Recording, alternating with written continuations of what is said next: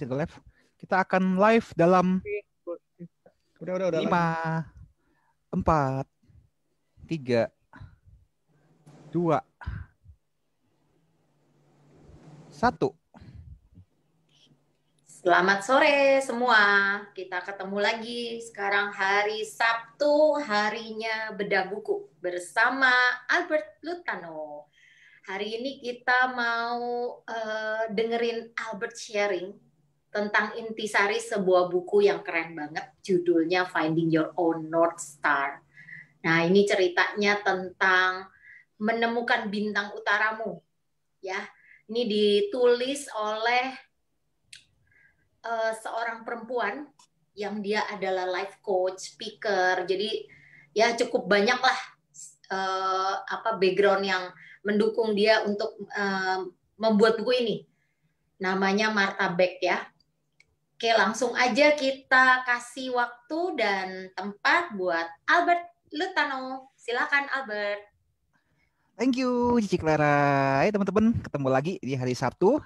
Waktunya kita bedah buku, tapi konsepnya kita hari ini bedah bukunya kita santai ya, kita sambil ngobrol-ngobrol, karena kalau kita udah ngomongin buku ya, biasanya banyak orang yang bilang, aduh buku ya Bet ya, buku berapa tebel, dan kebetulan buku yang saya akan bedah hari ini adalah 300 halaman ya, jadi udah kebayangin, wah 300 halaman ya, mencernanya bagaimana, seperti apa, jadi harapan saya, jadi teman-teman gak usah pusing-pusing hari ini, kita hari ini ngobrol santai ya tentang isi buku ini, dan saya akan coba menceritakan isi buku ini dengan cara yang fun ya, yang menyenangkan ya. Jadi yang namanya baca buku sekarang ya teman-teman bukan jadi sesuatu yang momok lagi, aduh harus baca buku ya. Dan harapan saya juga teman-teman akan terbantu juga ya, karena setiap minggu, setiap Sabtu saya akan bawakan acara bedah buku ini. Jadi kalau teman-teman ada ketertarikan dengan misalnya mau baca buku apa tapi nggak sempet ya, nggak punya waktu ya teman-teman boleh request ke saya, nanti saya sebisa mungkin saya akan coba bedah isi bukunya dan menceritakan ulang kepada teman-teman.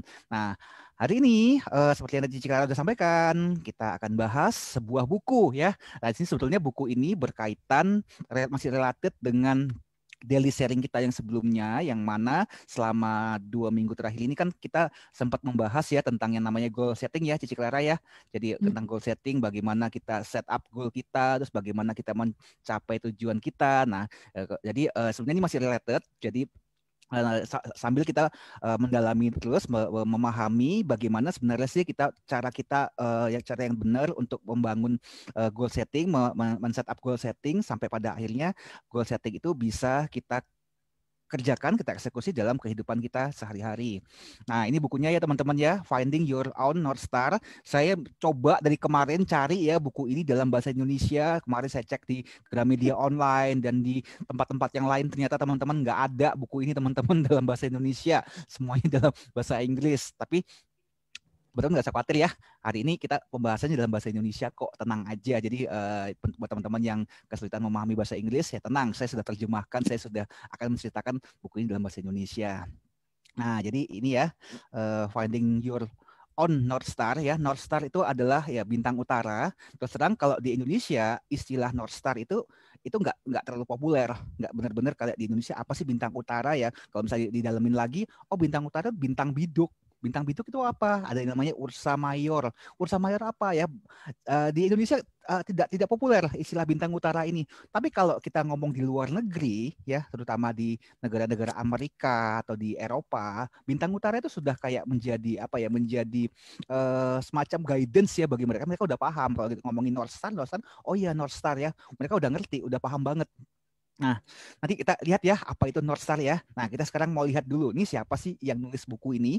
Yang buku ini ditulis ternyata oleh seorang wanita, seorang penulis Amerika ya. Kebetulan dia juga adalah seorang life coach juga ya, bernama Martha Beck ya. Martha Beck ya, bukan martabak ya teman-temannya, Martha Beck ya.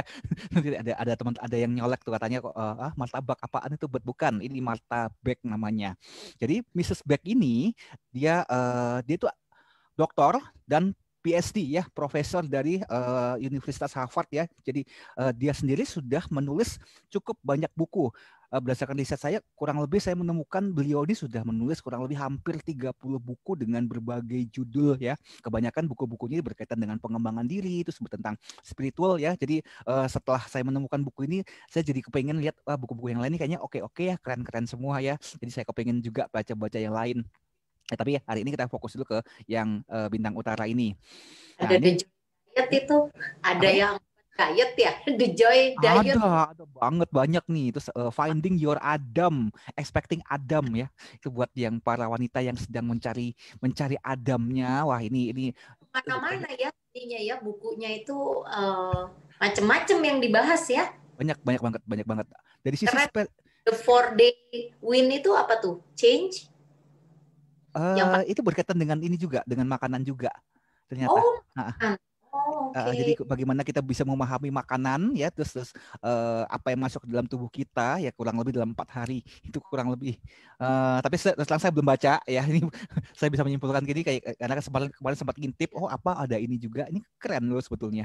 Memang dia cukup luas ya ininya pengetahuan dan spesialisasinya cukup ya. Cuma sayangnya ini di Indonesia nggak ada. Kalau di Indonesia ada mah, aduh mungkin nih buku udah saya borong deh. Ternyata dalam bahasa Inggris semua itu. Ya. Improve nanti. Jadi.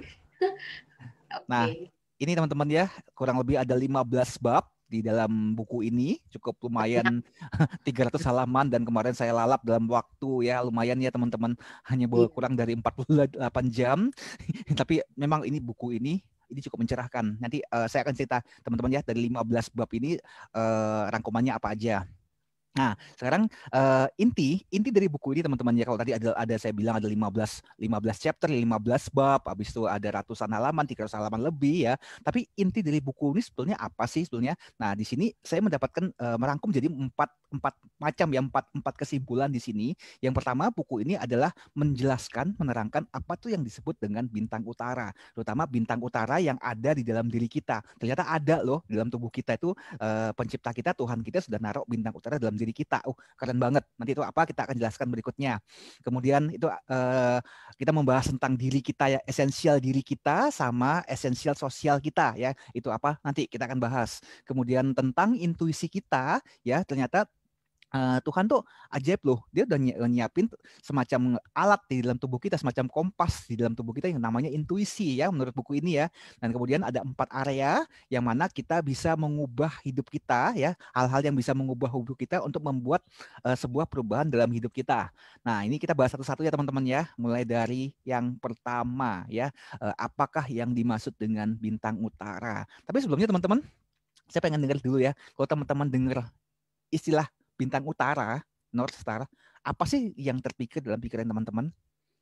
Mungkin Pak Handoyo bisa kasih itu, dengar North Star, bintang utara, Cici Clara, apa sih bintang utara itu? Ada bayangan nggak sih apa itu? Bintang panutan.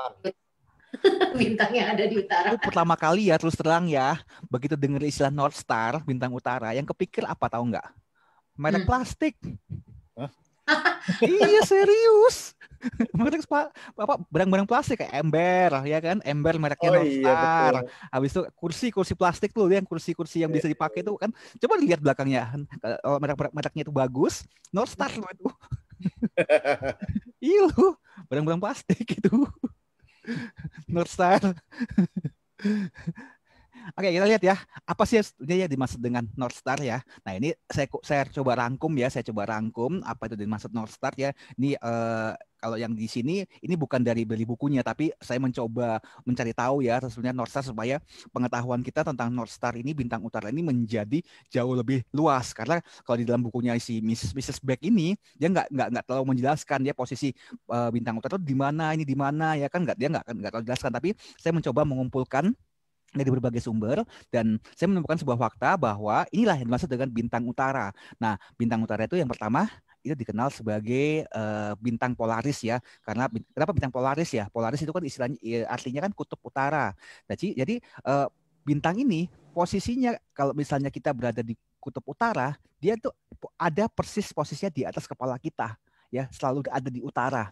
Dan jaraknya itu kurang lebih sekitar 430 tahun cahaya dari bumi, dan ternyata itu merupakan bagian ya satu dari sekian banyak bintang, ya 7 bintang ya di konstelasi Ursa Minor. Ya, jadi ini kalau teman-teman lihat di gambar ini kan, ini ada konstelasi, kalau yang paling bawah ini adalah konstelasi Ursa Mayor ya, atau kalau di bahasa Indonesianya, di Indonesia orang dikenal dengan istilahnya biduk besar atau beruang besar ya, dan satunya lagi yang paling atasnya adalah Ursa Minor atau beruang kecil ya. Nah, ternyata posisinya si North Star ini, si bintang utara ini, itu ada di ujung ini nih teman-teman kalau lihat ya. Jadi satu dari 7 bintang ya di gugusan Ursa Minor ini seperti ini. Nah ini kan kalau di Indonesia ada bilang nih gayung ya, kayak gayung nih cedokannya, ini tangkainya ya, itu kan kayak gini. Dan ini dia ada di Ursa Minor. Dan ternyata bintang North Star ini, bintang utara ini, itu besar banget, lebih besar dibandingkan matahari. Bisa dikatakan 40 kali lipat, 40 kali lebih besar dibandingkan matahari ya. Dan karena jaraknya jauh, sangat jauh dari bumi ya, bumi entah di mana jauh ya, itu sebabnya kita seakan-akan melihat bahwa bintang utara ini dia jauh lebih kecil dibandingkan matahari. Jadi cahayanya tidak seterang seperti matahari ya teman-teman. Jadi nah keunikan dari bintang utara ini adalah ya dia tidak pernah berpindah tempat. Posisinya selalu ada di situ ya. Ada yang bilang ini adalah fixed star ya. Nah kalau kita tahu bahwa alam semesta ini kan dia selalu bergerak ya, selalu berpindah tempat, selalu berputar ya. Ya karena bumi pun juga berputar ya teman-teman ya. Nah, tapi ternyata North Star itu posisinya selalu di situ.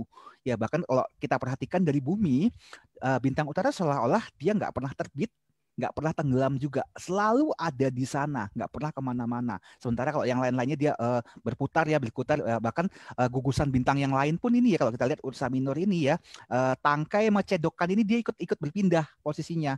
Tapi posisinya bintang utara selalu ada di situ, nggak pernah kemana-mana. Itu keunikannya dia. Ini kalau teman-teman lihat, perhatikan ya. Nah inilah keistimewaan bintang utara ya. Bintang utara ini nggak pernah bergerak, selalu di sini di tengah ini, dan sementara bintang-bintang sendiri selalu berputar berkeliling. Dan kalau kita lihat dari bumi ya, posisinya itu hampir sejajar dengan sumbunya bumi. Nah jadi inilah kenapa kalau kita pergi ke kutub utara, bintang utara ini akan selalu berada di atas kepala kita. Nah, sejak ribuan tahun yang lalu, ternyata bintang utara ini selalu digunakan sebagai pedoman navigasi bagi siapapun yang ingin melakukan perjalanan.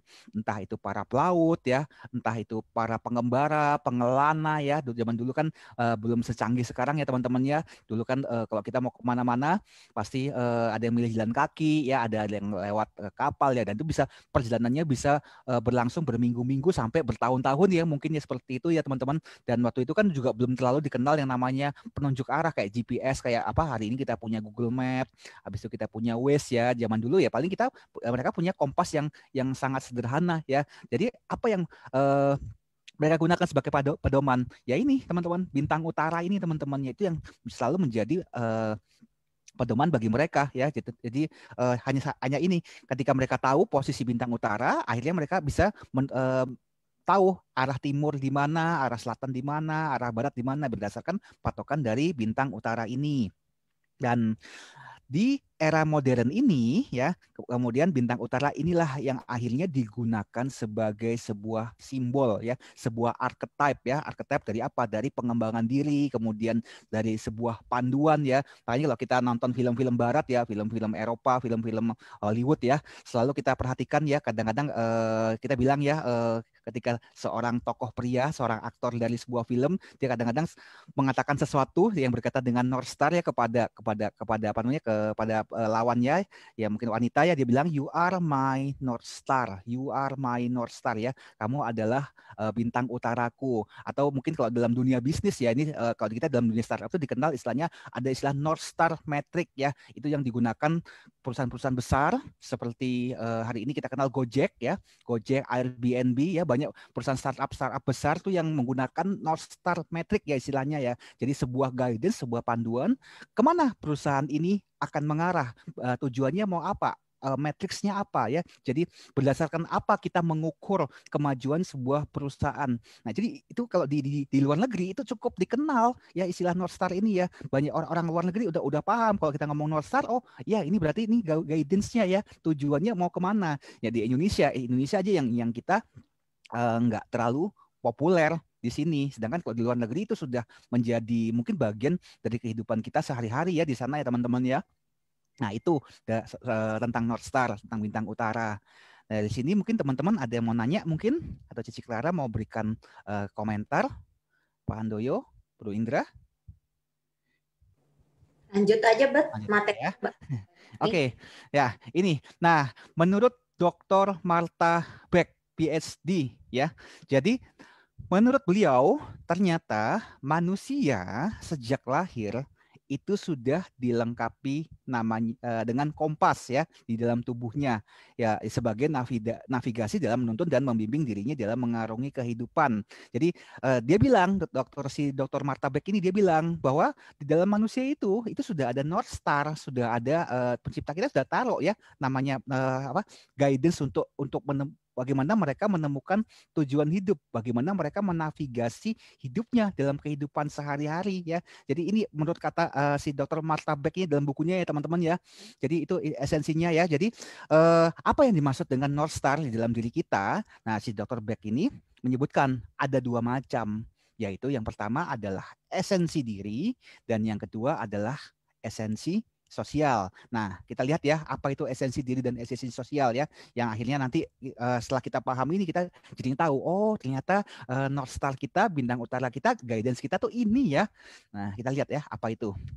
Nah, esensi sendiri itu adalah semua tentang diri kita. All about us ya, semua yang ada di dalam diri kita. Nah, kalau saya mengutip istilah dari yang minggu lalu ya kita sempat bahas hack habit ya, itu adalah voice-nya kita, suara kita yang terdalam. Jadi ini meliputi apa aja, ada kepribadian dasar kita, kemudian apa yang kita sukai atau hobi kita, kemudian apa passion kita, apa yang benar-benar kita setiap hari itu benar-benar rindukan, inginkan ya, passion kita, kemudian bicara juga tentang reaksi emosional kita, dan kemudian ada bicara tentang identitas diri, kemudian lifestyle kita. Jadi semua yang tentang diri kita itu adalah esensi diri ya, itu semua kita. Jadi kalau kemarin kita belajar ikigai ya, ini ikigai kita, ikigai esensi diri adalah ikigai kita, adalah voice kita ya yang ada di dalam diri kita.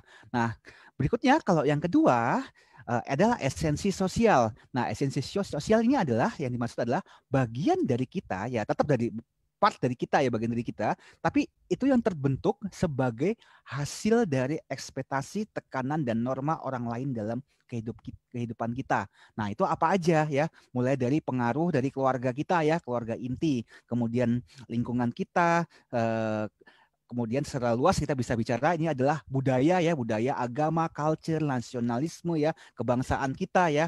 Nah, dari sinilah teman-teman esensi sosial ini kita kemudian akan belajar yang namanya social skill. Nah, social skill itu apa? Ini yang seperti yang digambar yang di kiri ini teman-teman ya. Bagaimana kita kontrol emosi kita punya attitude ya, kita bagaimana kita mengekspresikan ide kita. Nah, ini bicara keluar ya teman-teman. Kalau tadi esensi diri, kita bicara tentang diri kita, di dalam diri kita. Tapi kalau yang ini adalah bagaimana ekspresi kita dari diri kita keluar ketika kita berinteraksi dengan orang lain, kita berhubungan dengan orang lain, kita bicara dengan orang lain, terus kemudian kita menanggapi respon dari luar ya. Ini adalah esensi sosial. Nah, esensi sosial inilah yang pada akhirnya akan kita asah ya, yang kita tingkatkan terus-menerus, kita naikkan, kita kembangkan terus-menerus untuk apa? Untuk kita bisa pada akhirnya menunjukkan kemampuan kita itu kepada dunia luar ya, itu teman-teman ya. Jadi kalau esensi diri itu benar-benar dalam diri kita nggak usah ini lagi, kita nggak usah rubah, kita nggak usah kita nggak usah kembangin lagi, tapi esensi diri inilah yang kita akhirnya kita akan tingkatkan, kita akan asah. Nah, dari sinilah teman-teman, esensi sosial inilah kita mengalami yang namanya conditioning ya. Conditioning, kalau teman-teman bingung istilah conditioning itu apa, itu adalah pengaruh dari orang lain ya. Jadi ya kadang-kadang kita kadang-kadang mengalami ya dalam kehidupan kita sehari-hari conditioning, pengaruh dari orang lain. Kita maunya begini, tapi orang lain di sekitar kita maunya begini ya. Akhirnya kita dapat titik tengahnya ya. Jadi kita mulai kompromi ya supaya bisa menyenangkan orang lain seperti apa, yaitu salah satunya adalah conditioning. Nah, ini menurut kata si Mrs. Beck ya.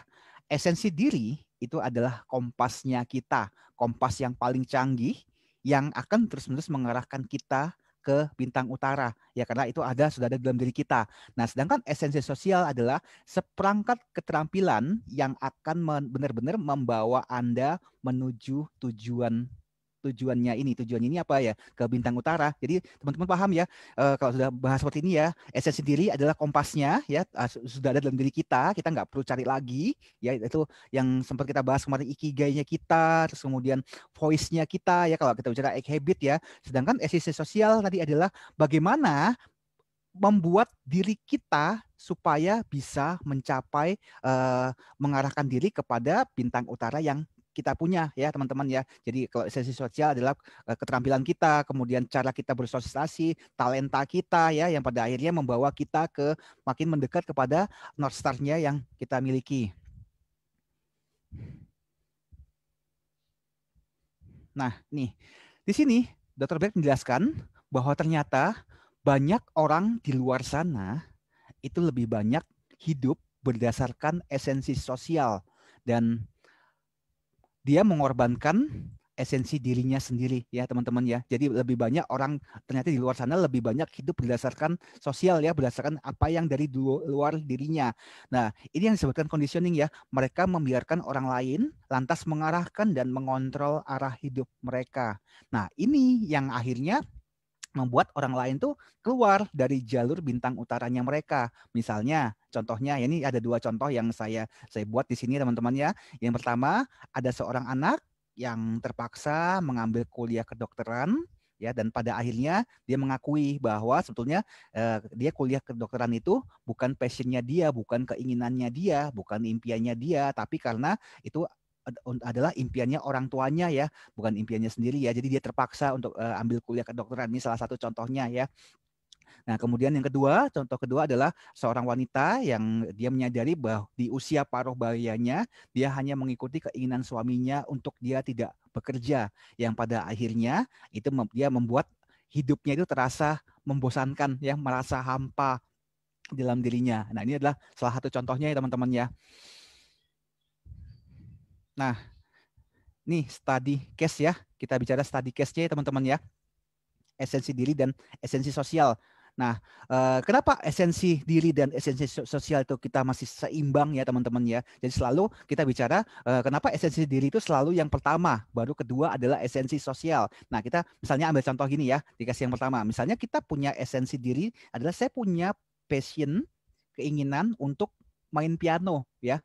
Saya punya keinginan, kerinduan ya bahwa saya suka main piano. Nah, esensi sosialnya adalah saya bisa tunjukkan ke dunia bahwa saya kelihatan keren atau kelihatan berbakat ketika main piano. Ya, ini teman-teman tangkap dulu ya teman-teman ya, case study case ini ya. Ini case yang pertama. Case yang kedua ya adalah saya mau olahraga, saya mau fitness agar saya punya badan yang sehat ya. Itu adalah esensi dirinya ya. Esensi sosialnya, perhatikan. Saya bisa tunjukkan kepada dunia bahwa I can look good when I'm naked. Ya, teman-teman perhatikan di sini ya. Jadi kenapa esensi diri dan esensi sosial ini sangat saling berhubungan dan saling terkait, dan kenapa selalu harus ada yang pertama dulu, esensi diri itu yang nomor satu, baru yang kedua. Kalau teman-teman punya esensi diri, misalnya teman-teman punya passion ya dalam suatu bidang tertentu ya, punya hobi tertentu ya, terus kemudian teman-teman nggak punya esensi sosial, ya udah cuma begitu-begitu aja akhirnya, bukan sesuatu yang teman-teman akhirnya exciting. Misalnya teman-teman punya hobi main piano ya, main begitu aja sendirian ya. Tapi teman-teman mengabaikan yang namanya esensi sosial ya. Ya akhirnya teman-teman merasa ya udah main begini aja lah gitu kan. Jadi teman-teman akhirnya nggak punya ambisi, nggak punya keinginan untuk menjadi lebih hebat, lebih bagus lagi ya, jadi nggak ada yang ditunjukkan ke dunia luar ya teman-temannya. Sama seperti yang kedua ini kan, teman-teman mau olahraga, mau fitness supaya badan sehat, tapi tidak ada yang ditunjukkan kepada keluar ya. Lain halnya kalau misalnya esensi sosial itu ada ya, jadi teman-teman bisa tunjukkan, ini loh passion saya, hai dunia, inilah passion saya. Passion saya adalah main piano, passion saya adalah fitness ya. Itu ada sesuatu yang akhirnya yang membuat hidup teman-teman sehari-hari menjadi lebih semangat, lebih exciting. Nah, demikian juga sebaliknya teman-teman. Kalau misalnya esensi sosialnya yang ditunjukkan lebih dahulu ya. Misalnya dalam hal ini teman-teman mau tunjukkan ke luar bahwa teman-teman berbakat dalam main piano. Tapi teman-teman nggak punya esensi diri, nggak punya passion untuk main piano dalam diri teman-teman. Ya, akhirnya apa? Ya nggak akan lama. Jadi menurut Dr. Beck ini, esensi diri dan esensi sosial ini harus seimbang, harus saling terkait ya teman-teman. Tapi harus yang pertama dulu, esensi diri itu harus ada dulu, barulah dari dalam diri sendiri barulah keluar ya. Tuh. Nah itu yang kedua.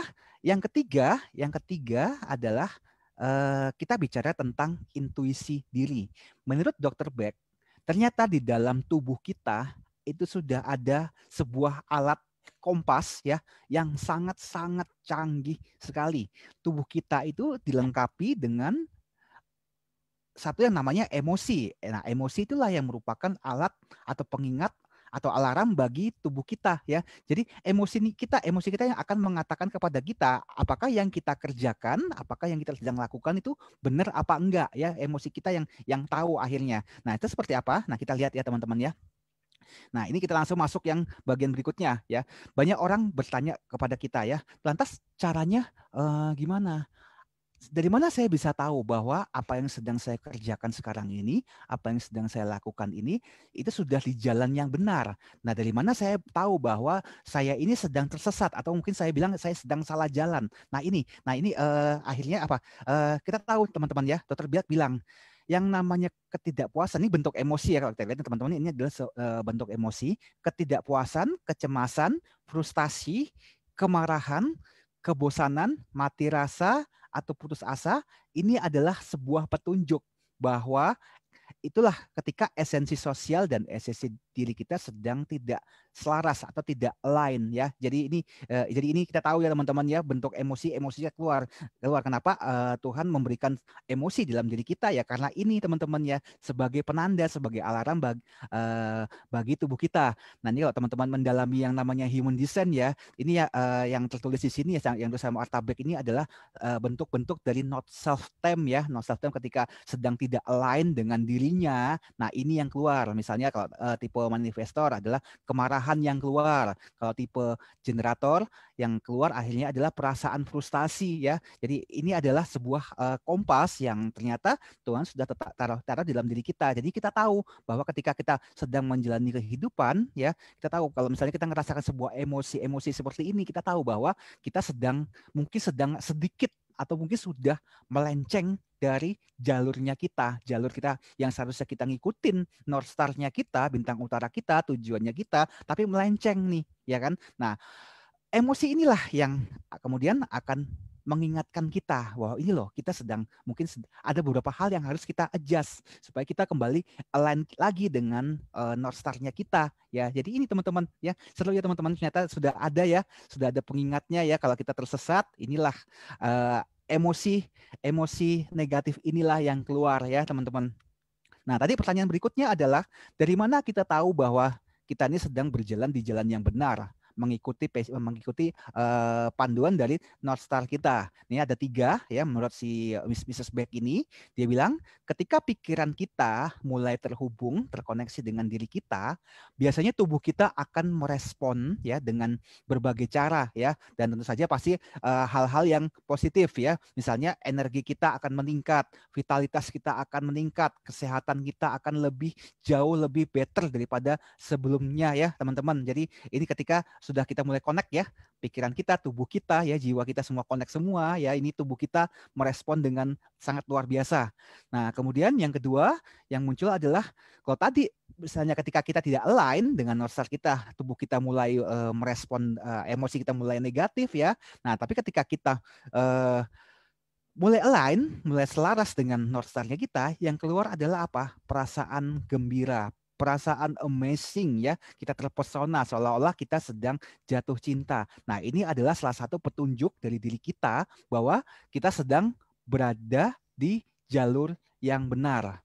Nah, kemudian yang ketiga adalah kita akan merasakan yang namanya peningkatan intuisi dan sinkronitas. Jadi apa ini maksudnya? Mendadak apa yang kita kerjakan seolah-olah sinkron ya. Kadang-kadang kita merasa nggak teman-teman, kita sedang mengerjakan sesuatu seolah-olah ada yang membantu kita ya, seolah-olah kalau bahasa saya seolah-olah alam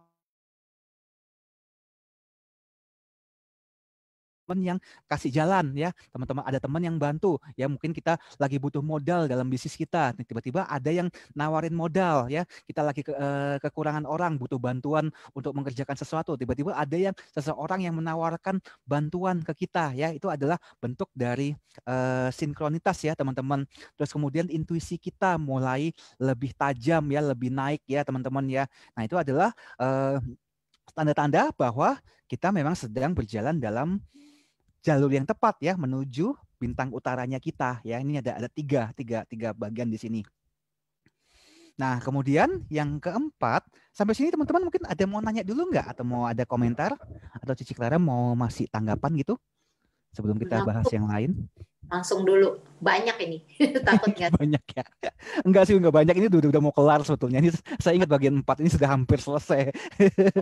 Nah, nih ternyata ya menurut Mrs. Beck ini ya, ternyata di dalam hidup kita itu ada 4 fase yang di mana kita bisa mengubah hidup kita ya, menurut beliau ya. Nih cukup jenius, saya bilang Mrs. Beck ini cukup jenius yang menggambarkan ini semua ya. Jadi Mrs. Beck ini membagi kehidupan kita, atau kita bilang perubahan ya, ada cycle yang namanya perubahan, yang namanya transformasi, itu terdiri dari 4 cycle ya. Yang pertama adalah cycle yang dinamakan death and rebirth ya, mati dan lahir kembali. Kemudian area yang kedua adalah kita sebut dengan dreaming and scheming, bermimpi dan merencanakan.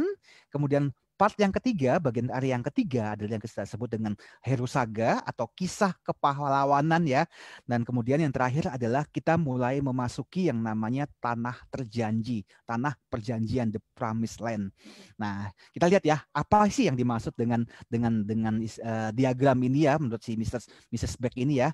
Nah, kita lihat yang pertama. Yang pertama adalah kita disebutnya sebagai death and rebirth ya, mati dan lahir kembali. Ini adalah kondisi ya, sebuah kondisi ketika kita memutuskan ya untuk mengubah kehidupan kita yang lama. Nah, di fase ini biasanya itu ada sebuah peristiwa-peristiwa tertentu ya, ada kejadian-kejadian tertentu, dan biasanya kejadian-kejadian ini terjadi sangat-sangat menyakitkan biasanya, yang membuat akhirnya wah, kalau begini saya harus berubah dong. Kalau ini saya teruskan, saya tetap seperti ini, ya saya nggak akan jadi apa-apa. Saya nggak lama-lama saya akan mati, akan nggak bisa survive di dunia ini atau apapun ya. Nah, biasanya ini adalah momen-momen saat-saat di mana orang mulai sadar bahwa di titik ini saya harus berubah, saya harus lakukan sesuatu, saya harus perbaiki ini. Nah, itu yang disebut dengan area 1 ya, mati dan kemudian lahir kembali. Saat-saat kita mulai aware bahwa saya harus berubah dari situasi yang sekarang ya, itu teman-teman ya. Dan untuk apa? Untuk memperbaiki keadaan atau menjadi sesuatu yang baru ya. Jadi kita punya sebuah identitas yang baru ya, teman-teman. Dan kita saat di sini itu kita sudah mulai membayangkan kondisi yang ideal yang harus saya capai seperti ini. Ya, karena kenapa dia sadar bahwa kondisinya saat ini, kondisi yang sekarang dialami adalah kondisi yang sangat-sangat tidak ideal, kondisi yang jauh dari harapan dia, dan dia sadar, saya harus berubah. Akhirnya dia mulai punya bayangan hidup yang ideal ini harusnya seperti ini. Ya, nggak boleh yang seperti ini. Dan ini sifatnya masih ini ya teman-teman ya, masih dalam angan-angan ya, belum terjadi ya. Dia baru berpikir, dia punya ide baru ya, dan ini belum terjadi ya. Dan ini proses ini seperti yang Mrs. Beck ini bilang ya, ini akan menjadi proses yang sangat-sangat menyakitkan bagi kita Ya, karena apa? Kalau kita nggak ngalamin hal ini, perasaan menyakitkan ini, ya kita nggak akan bergerak ya, kita nggak akan berubah ya. Nah, kemudian bergerak ke area yang kedua. Area yang kedua adalah ya ini disebut dengan dreaming and scheming ya. Kita mulai bermimpi dan merencanakan ya. Di fase ini kita mulai tahu, kita punya ada ide ya tentang sebuah kehidupan yang ideal ya, kondisi-kondisi yang ideal tuh yang kita mau rubah, yang kita inginkan tuh seperti apa. Kita udah mulai ada bayangan ya. Terus kemudian identitas apa yang kita inginkan ya, mungkin sebelumnya anggaplah mulai dari zero ya, dari nggak punya apa-apa, dia mulai membayangkan suatu hari saya ingin menjadi someone ya. Dia akhirnya mengcreate sebuah identitas yang baru ya. Nah, di posisi ini saatlah seseorang itu akhirnya mulai membuat blueprint tentang dirinya, tentang siapa dia, kemudian tentang apa yang dia ingin lakukan. Berikut mungkin juga dengan actionnya plan ya, langkah-langkah yang dia harus tempuh untuk dia bisa mencapai apa yang dia inginkan, identitas yang ia mau ya. Ini di area yang kedua. Nah, kemudian setelah dia paham di sini, dia sudah mengerti ini, dia sudah buat blueprintnya ini, dia sudah mulai berencana di sini, barulah dia akan masuk ke area yang ketiga ya. Di sini si Mrs. Beck menyebutkan adalah The Hero Saga. Hero Saga ya sebuah kisah kepahlawanan ya teman-teman ya. Nah, di fase inilah ketika seseorang dia mulai benar-benar menguji, dia mulai mengeksekusi rencana-rencana yang sudah dia buat di fase yang sebelumnya. Ya, karena apa? Karena dia belum pernah sampai di sini ya teman-teman ya. Dia sedang berjuang ya teman-teman menuju ke fase ideal yang dia inginkan ya. Nah, disinilah dia akan merasakan yang namanya pertarungan-pertarungan hebat. Karena apa? Jalan dia menuju mimpinya dia, ke identitas yang baru, ke impian-impiannya dia, ternyata dia baru menyadari bahwa wah nggak gampang ya untuk bisa ke sana. Nggak mudah ya, ini perjuangannya panjang ya, jalannya panjang ya. Saya harus satu demi satu ya, kayak ibarat naik tangga ya, harus step 1, step 2, step 3, dan ternyata nggak bisa ya langsung dari step 1 tiba-tiba langsung step ke 10 ya, dan dia benar-benar harus harus benar-benar berjuang di sini. Nah, disinilah ketika dia menjalani ini teman-teman ya, dia akhirnya punya cerita dalam hidupnya dia. Cerita apa? Cerita tentang perjuangannya dia, kisah-kisahnya dia ketika dia hampir menyerah ya, kisah-kisahnya ketika dia harus menembus kesulitan, ke masalah-masalah yang dia hadapi, hambatan-hambatan yang dihadapi. Inilah cerita perjuangannya dia mulai dibentuk, mulai dibuat. Nah, kalau dia lulus ya teman-teman, dia lulus di area ini ya.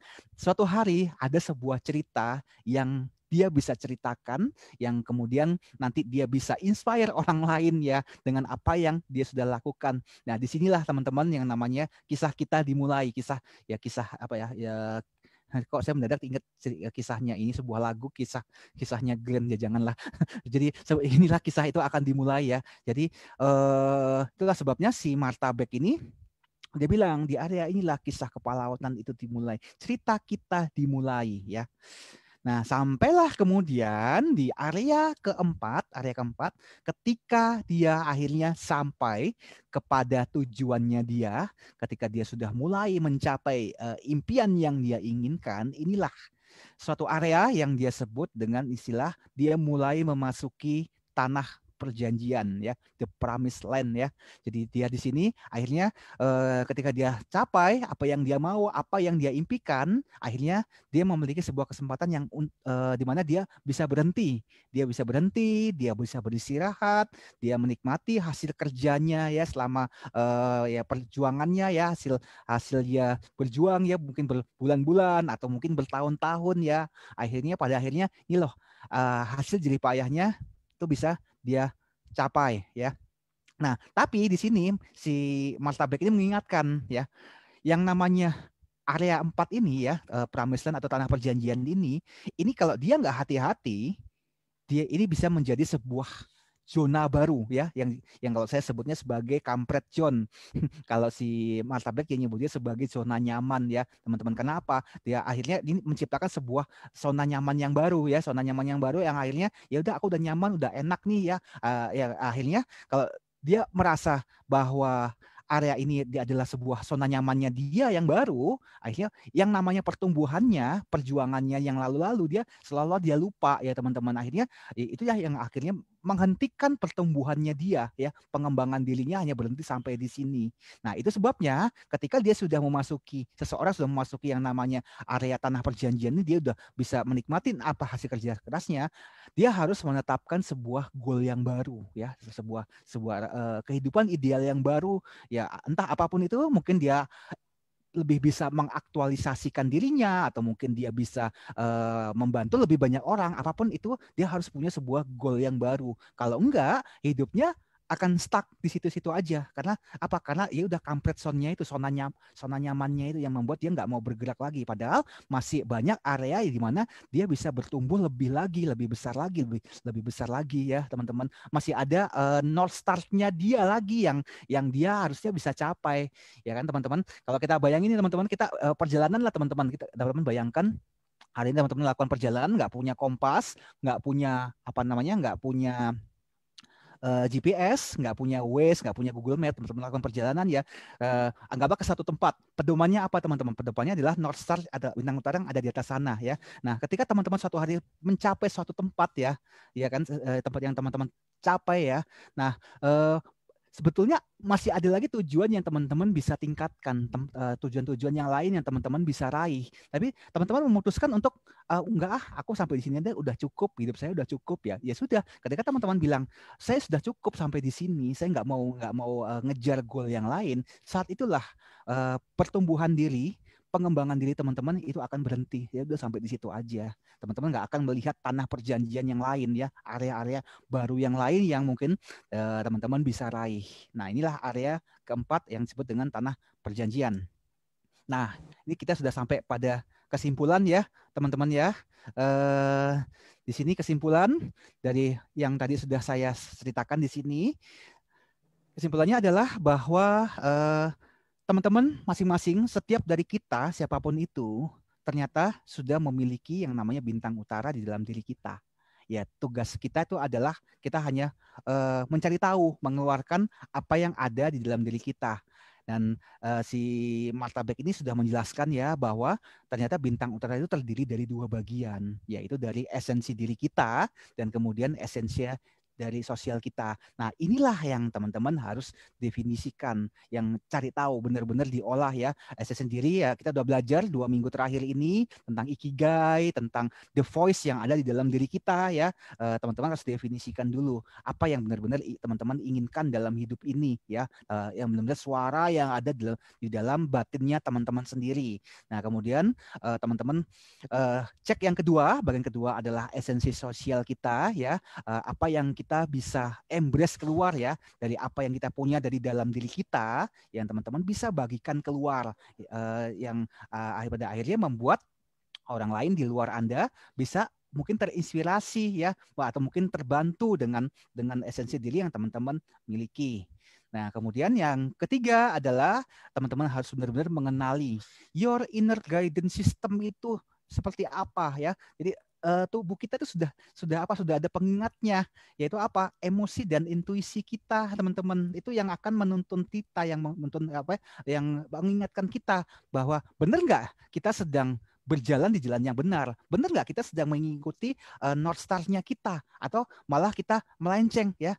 Tadi teman-teman udah belajar ya guidance sistemnya, pengingatnya itu apa? Ya emosi kita. Kita mulai dengan menyadari emosi kita. Apakah emosi kita lain nggak dengan tubuh kita ya?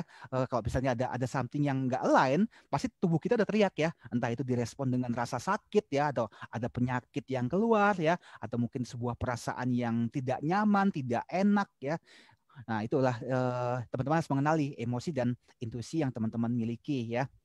Kemudian yang terakhir adalah yang tadi itu ya 4 fase yang digambarkan oleh Mrs. Beck ini adalah yang pertama tadi adalah kondisi lama yang harus ada tinggalkan, yang teman-teman harus rubah ya. Tadi ya death and rebirth ya, mati dan kemudian lahir kembali. Nah, kemudian apa yang teman-teman harus rubah?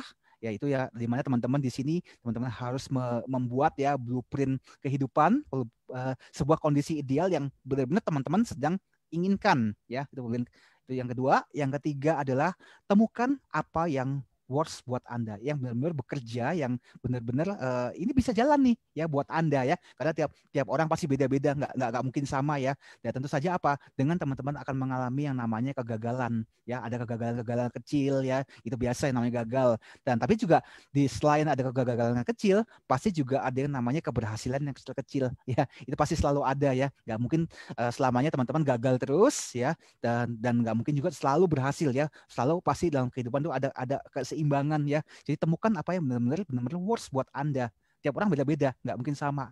Dan kemudian apa yang works bagi teman-teman, ya udah itu lakukan aja, lakukan terus, mulai perbesar. Dan kemudian apa? Ya udah repeat. Karena ketika teman-teman pada posisi ini, dalam kondisi ini, teman-teman udah tahu polanya, udah ngerti patternnya, apa yang harus teman-teman lakukan ya. Ya itu. Nah, ini Martha Beck ya, di kalimat terakhirnya di bukunya, dia bilang begini. Dan ini saya suka banget kata-katanya dia. Pada zaman dulu, para pengembara itu selalu bergantung pada bintang utara pada saat tidak ada petunjuk lain yang terlihat. Hubungan yang sama ada di antara Anda dan kehidupan Anda, yaitu bahwa pada akhirnya tujuan hidup Anda adalah untuk mencapai yang namanya kebahagiaan. Dan dia bilang begini, saya percaya bahwa pengetahuan tentang kehidupan yang sempurna itu sudah ada di dalam diri Anda, seperti halnya bintang utara yang posisinya tidak pernah berubah. Nah, itulah penutup dari hari ini, teman-teman. Silakan yuk kita diskusi apa yang disampaikan Martha Beck ini, karena buat saya ini benar-benar inspire banget ya tentang bintang utara ini ya. Yuk kita masing-masing kita diskusi, teman-teman kira-kira dapat apa di sini. Monggo. Oke. Ini sebenarnya kalau kita lihat ya Bet ya, ini benar-benar siklus kehidupan manusia ya. Yes. Kalau mau dibilang pertama ada kelahiran, kematian tuh pada saat kita memutuskan kita harus berubah. Makanya setiap itu punya turning point ya. Ada di usia yang lebih muda, ada yang mungkin di tengah baya, ada yang mungkin agak lebih lambat. Tapi tidak ada kata terlambat untuk berubah, ya kan? Nah, kalau kita lihat kemiripannya dengan Ikigai dan yang lain-lain, intinya adalah sebenarnya semua yang kita lakukan dalam kehidupan ini tujuannya adalah mencapai kebahagiaan. Keberhasilan dan kebahagiaan dalam hidup setiap orang itu pasti punya takaran yang berbeda. Yes. Ya. Dan kalau kita kembali kepada apa ya, ibarat kata penciptaan awal manusia, bahwa ya kalau mungkin di dalam agama tertentu kayak agama Kristen, kita mengenal yang namanya ya penciptaan Allah itu sempurna ya, sesuai dengan citranya. Jadi sebenarnya sebelum kita berkata bahwa saya nggak bisa, itu sebenarnya kan kita sudah melimitasi batas-batas yang kita bikin sendiri. Betul, ya. Betul banget. Nah, pada saat kita mengalami turning point, kita ada satu level kebijaksanaan yang kita capai bahwa harusnya saya nggak ada di level ini. Saya bisa achieve lebih. Disitulah saat itu orang biasanya akan memulai untuk menata kembali mimpinya, plan-plan hidupnya, membuat goal yang baru, ya kan? Betul. Nah, dan melihat segala possibility dan belajar untuk membuka diri untuk melepaskan diri dari rasa keterbatasan. Baru dari situ mulai ada plan, mulai ada action, mulailah yang namanya fase ketiga ya. Bahwa ini akan mulai nih fasenya menguji dan mengeksekusi, kalau kata Albert ya dari buku ini ya kan, blueprint. Jadi sebenarnya bisa dibilang kan apa yang kita lakukan ini, apa yang kita cari dalam kehidupan tuh ujung-ujungnya blueprintnya kita kan. Yes, betul. Ya. Apakah misalnya dengan saya mencapai level misalnya pekerja di kantor, menjadi CEO itu adalah goal akhir saya, apakah itu dengan saya duduk di sana itu saya akan bahagia? kadang kita juga nggak pernah tahu sampai kita memutuskan untuk mencoba sampai di level itu, betul nggak? Yes, betul. Ya, begitu sampai di level itu, kita akan mulai berpikir lagi tuh di fase-fase ini sebenarnya ini benar-benar siklus ya. Kita akan pikir lagi, apa ini yang saya cari? Oke, kalau belum tepat atau belum sempurna, apa sih yang perlu saya tambah? Nah, makanya kenapa kita bilang apa ya? Pertumbuhan itu penting, entah secara pertumbuhan secara spiritual maupun semualah area kehidupan itu perlu pertumbuhan, ya kan? Dan itu makanya diiringi juga dengan pertumbuhan usia ya. Makanya kalau kita lihat, wah, kita bisa bilang orang, kok dia nggak dewasa sih ya dengan usianya segitu. Tapi kita harus berkaca balik ke diri kita, apakah kita cukup dewasa, ya kan? Betul. Benar. Nah, sebenarnya buku-buku ini kalau kita perhatiin koneksinya tuh sama, cuman mereka membahasakan dengan bahasa yang berbeda. Step-nya pun sama, tapi kadang-kadang penjabarannya mereka punya istilahnya masing-masing berdasarkan background knowledge yang mereka udah pelajari, pencerahan yang mereka udah alami dalam kehidupan. Nah, itu membuat mereka menuliskan sesuatu dari apa pengalaman yang sudah mereka dapatkan, sehingga ya cobalah kita, makanya baca-baca buku itu kita akan lihat tuh yang mana nih yang paling pas buat kita caranya, cara berpikirnya, cara kerjanya, sehingga kita benar-benar bisa menemukan cara nih tercepat untuk mencapai goal kita. Ya kan, jadi maksudnya walaupun memang benar harus ada trial and error dalam hidup, tapi kita bisa minimize nih. Dengan belajar gini kan kita dapat clue nih, dapat tips nih. Oh, dari Martha Beck tuh dia suruhnya begini, rambu-rambunya ini loh. Kalau kita merasa ada yang nggak beres, udah jangan diterusin. Kita coba cari mana. Karena kan di sini dia mementingkan juga yang namanya intuisi. Kalau hati kita nggak happy, terus merasa ada yang salah, cari tahu salahnya di mana. Kenapa? Apakah ini masih mau saya lanjutin? Ataukah saya harus ganti arah atau apa? Nah, makanya kadang-kadang ujung-ujungnya ya kita kalau mau lihat mindful ya, balik lagi meningkatkan awareness. Nah, kita harus sadar banget apa yang kita lakukan, efeknya, dan bagaimana kita harus bereaksi. Nah, itu kembali lagi ke buku Seven Habits, 8 Habits ya, karena di sini dia juga ngomong tentang masalah sosial. Jadi bukan cuman kita ngomong untuk diri kita sendiri tuh, esensi sosial dan esensi diri. Setelah kita mendapatkan sesuatu dalam diri kita, untuk diri kita pasti akan mulai berpikir kontribusi saya terhadap lingkungan apa. Mau dari lingkungan terkecil sampai terbesar, terserah. Orang punya level-levelnya sendiri. Semakin kita besar, semakin kita punya kemampuan, akan semakin besar dan luas juga jangkauan kita untuk menginspire, ya kan? Nah, itu ada juga di 8 Habits, ya kan? Nah, makanya Ikigai, 8 Habits, 7 Habits, ya kan? Ini semua.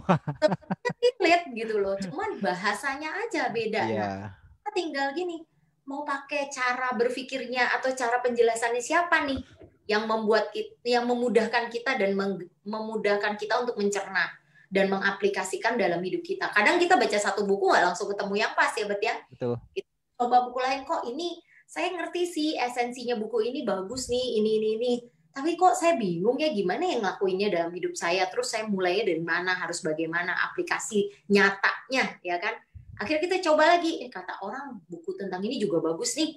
Nah, ini sebenarnya kita kasih Albert berbagi tentang referensi buku-buku yang bagus ya, dalam mempersiapkan suatu goal, dalam mempersiapkan satu planning dalam kehidupan kita. Terus kayak kemarin kita sempat bahas dalam goal itu perlu ada value apa sih supaya kita juga ngerasa wah ini memang harus saya achieve gitu ya. Nah, value ini kan including apa yang ada di sini juga, diri kita dan esensi yang ada dalam sosial juga. Nah, jadi sebenarnya semuanya relate ya. Nah, hari ini ya kita berharap ini sedikit memberikan ide pencerahan lah ya. Karena mungkin kalau kita ngomong buku Seven Habits itu sama buku ini lebih banyak orang dengar tentang Seven Habits ya, Bet ya? Iya, betul. Saya pun belum lama tahu buku ini. Jadi maksudnya ya mana yang lebih populer itu kadang promosinya yang lebih oke ya.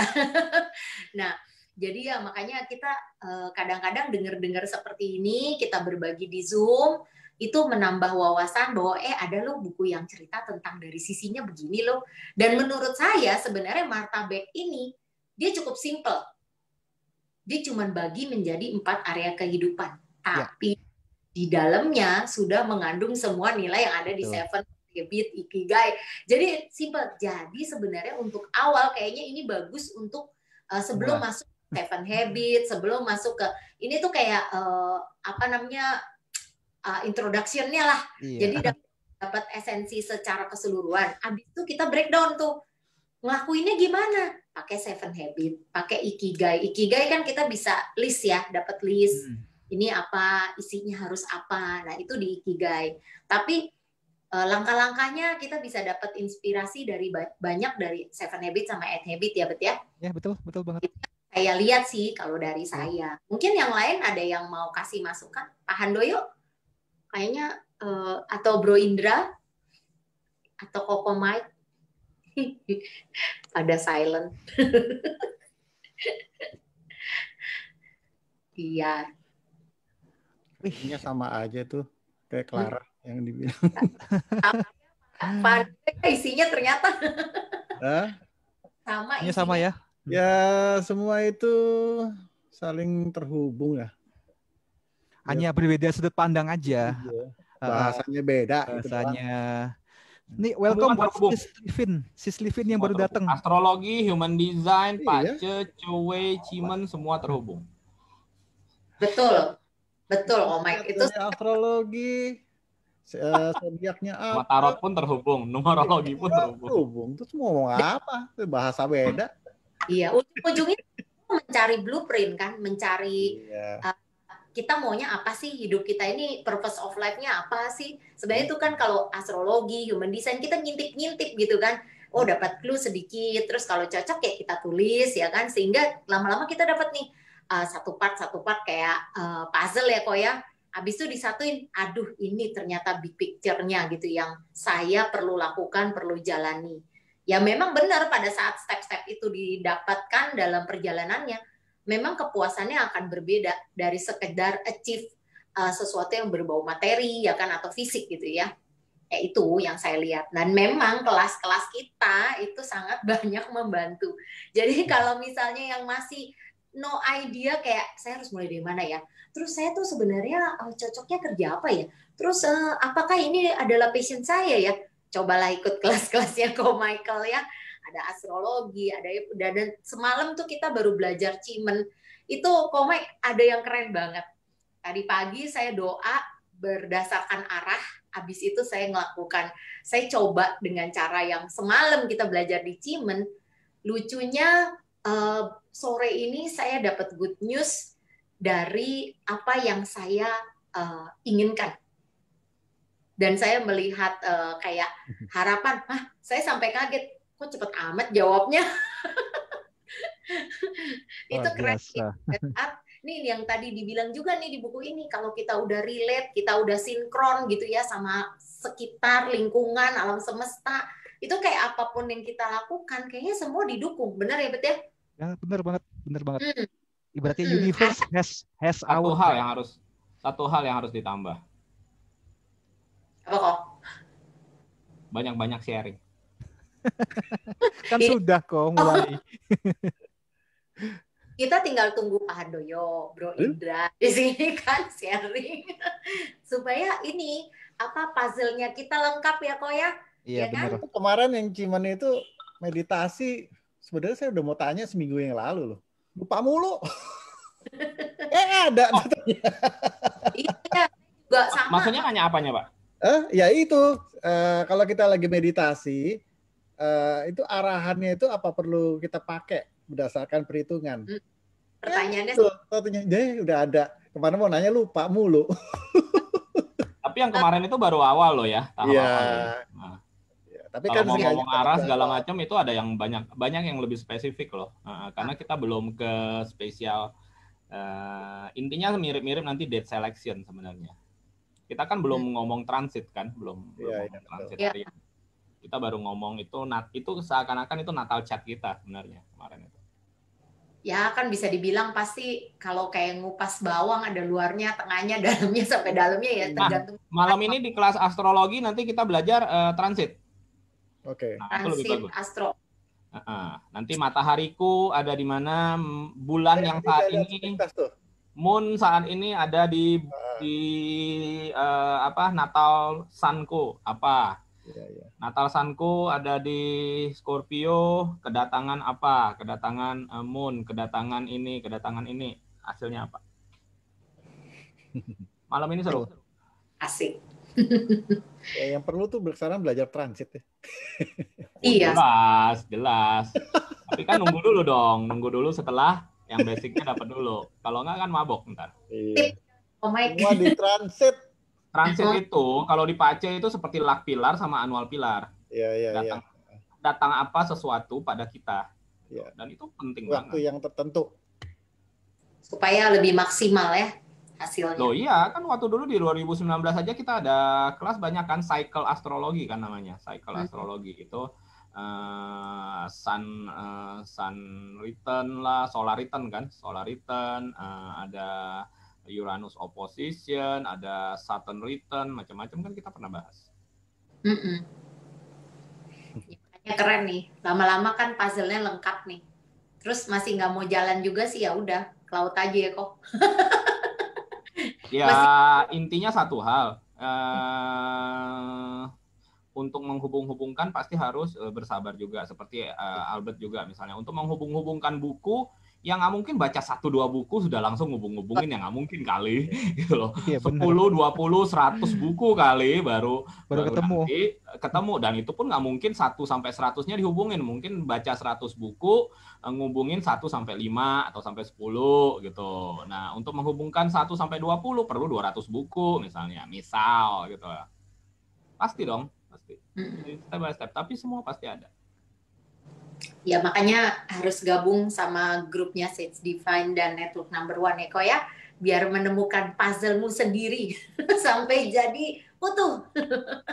Minggu depan lebih seru lagi. Kita bahas Atomic Habit.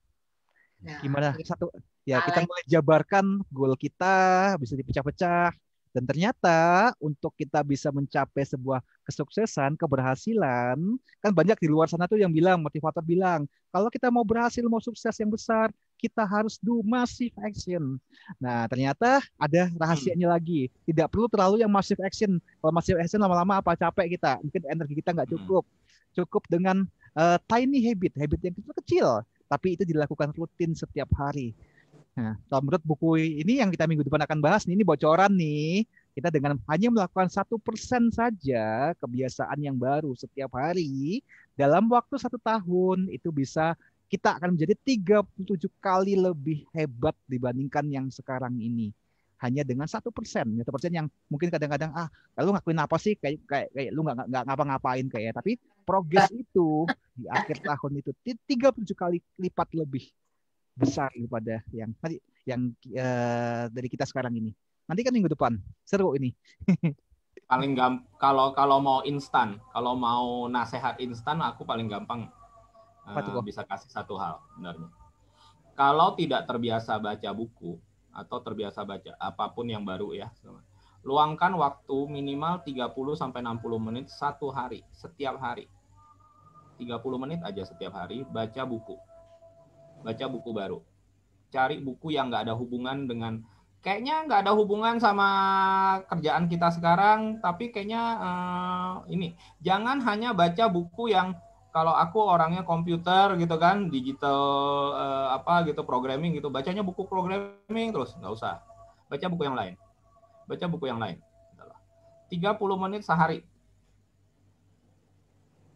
Ya, kalau mau shortcut dengerin acara-acara yang membahas buku. 30 menit sehari. Karena itu membuat kita menyadari pertama kali adalah kita ada di dalam tempurung apa. Dan kita akan menyadari bahwa di luar tempurung yang kita yakini saat ini, ternyata ada apa di luar tempurung ini. Sehingga pada saat kita berkesempatan keluar dari tempurung itu, kita tidak terjebak di dalam tempurung yang baru. Itu dia. Makanya pentingnya open mind ya. Ya kan, jadi kita tidak terlalu banyak membatasi apa yang kepengen kita dengar. Maksudnya ya belajar sesuatu yang baru. Ya walaupun kita pasti perlu filter ya kok ya, tapi kan ya jangan belajar membunuh lah. Ya makanya. Nggak ada hubungannya. Lihat tapi diputuskan ya, masa belajar mencincang manusia gitu kan? Enggak. Enggak jelas itu kan. Ini buku selama buku itu diterbitkan dan menjadi bestseller, tapi kan bisa saja nggak ada di bidang kita kan gitu loh, nggak di bidang kita gitu loh. Nah itu tetap kita bisa baca gitu loh. Jangan cuman senangnya baca buku yang bidang kita. Misalnya sekali-sekali baca buku financial planning misalnya, itu perlu. Misalnya ya kan, baca buku investing gitu, tentang investasi misalnya, investasi trading di market gimana. Baca buku tentang olahraga pun boleh kan gitu loh. Bagaimana olahraga apa menjadi ahli pebasket, apa petenis misalnya. Nah, lebih masuk akal kan petenis gitu. Nah, kita bisa ya sekarang sih nggak bisa ya, kalau normal kan kita ke lapangan tenis kan banyak kan, kita bisa main gitu. Sekarang olahraga loh. Iya. Tapi itu bener loh kok Mike. Karena bener banget baca buku itu penting, karena leader is leader terus banyak baca kalau enggak. Nah buat teman-teman yang nggak punya waktu nih buat baca, ya pastikan ya tiap hari Sabtu tongkrongin nih acara kita. Kita sebulan bahas sudah 4 buku. 4 buku, bener. 4 buku kalau kita baca sendiri 1 buku aja kadang sebulan nggak selesai kalau nggak kepepet, ya kan? Ya. Ini pada tahu yang di sini teman-teman udah tahu, Mike udah tahu, Cik Lara pada tahu. Saya 2 hari ini dalam 36 jam ini saya lagi baca 2 buku yang tebelnya 300 halaman dan merangkum. Dan tapi for me is fun. Asik, seru gitu loh kan. Dengan akhirnya saya bisa membagikan apa yang saya baca ini, saya jadi belajar lagi. Walaupun tadi saya sudah ngerangkum ya. Pada saat saya bagikan di sini lagi, tiba-tiba nyantol. Oh iya ya, yang saya baca ini begini, ini penerapannya seperti ini, dan nanti kita harus itu begini. Kan seperti kata Koko dengan mengajar kan recall, terus udah gitu pasti jadi lebih mendalam. Jadi ya sering-sering lah kasih Albert R untuk membaca. Kalau ada yang mau request buku-buku makin tebel makin bagus ya kan. Silakan. Komik mau kasih komen 2000 halaman tenang aja. Ensiklopedia aja. Ensiklopedia. Baca seminggu itu. Ada satu lagi tadi yang aku yang apa yang dikatakan Albert itu mengingatkan aku pada satu hal. Kalau biasanya kita di goal setting, kita harus tahu apa? 2 hal kan. Kita mau kemana dan kita dari mana. Itu cukup 2 itu sebenarnya. Kalau goal setting kan cuma harus tahu itu. Kita mau kemana dan kita sekarang ada di mana. Beres dong? Nah, correlate dengan itu, aku teringat satu hal. Pertama, kita harus tahu limit kita. Kita harus tahu limit kita. So, misalnya, aku jadi Albert. Aku nggak bisa apa. Tulis semua yang aku nggak bisa. So, hal kedua adalah break that limit. Challenge that limit. Nah, kayaknya aku cukup sering mengatakan bahwa kita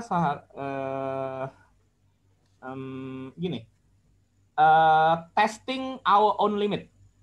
Iya. Misalnya, sekarang ini kita sudah sibuk. Ini paling gampang. Sekarang ini kita sudah sibuk semua. Ya enggak? Dari sebelum pandemi ke pandemi ini kita pasti lebih sibuk nih. Justru kita di saat-saat ini malah lebih sibuk. So, bulan lalu atau berapa bulan lalu aku bilang kan, kita harus lebih sibuk 5-10 kali dari sekarang. Bisa enggak? Nah, inilah makanya tujuannya kita konsisten seperti ini. Sebenarnya bukan untuk siapa. Albert sama Clara nanti melakukan ini sebenarnya yang mendengar tentu saja kita yang mendengar, aku, Pak Handoyo ya, Bro Indra, Livin ya, tentang teman-teman yang mendengar acara ini pasti mendapat manfaat, benar nggak? Pasti dong. Betul. Tapi yang paling banyak mendapatkan manfaat itu siapa sebenarnya? Yang ngomong. Mereka sendiri, mereka berdua. Iya. Pasti. In the long run, mereka berdua itu yang paling banyak mendapat manfaat. Bukan kita yang mendengar. Ya kita pasti mendapat manfaat, tentu saja kita berterima kasih kepada mereka. Tapi yang paling banyak mendapat manfaat itu mereka sendiri. Mereka push the limit, push their limit, gitu loh. Sehingga yang tadinya wis berantakan nih, sibuk kan, tadi Albert bilang kan, sibuk nih, overload. Ya gue juga overload, semua orang juga overload. Tapi lama-lama itu kan kayak otot kan harus dilatih kan, muscle-nya kan harus dilatih kan. Pada saat muscle itu dilatih 10 kilo, ya kita merasa, wah ini kayaknya barbel 10 kilo, waduh dumbbellnya 10 kilo, berat banget kan gitu loh. Tapi lama-lama 10 kilo itu enteng kan, kita jadi 15 kilo, kita jadi 20 kilo. Jadi 2000 halaman lah minggu depan ya kok ya. Muscle-nya itu kita latih gitu. Kita cek muscle-nya Albert. Nah, dengan itu juga sebenarnya makin sibuk kita latihan apa sebenarnya? Sebenarnya apa enggak, Pak? Makin sibuk kita latihan apa, Pak? Kita latihan prioritas. Iya, time management. Kita latihan prioritas, kita latihan fokus. Kalau kita tidak sibuk, kita nggak bisa milih. Maka kita akan milih semuanya. Kacau banget.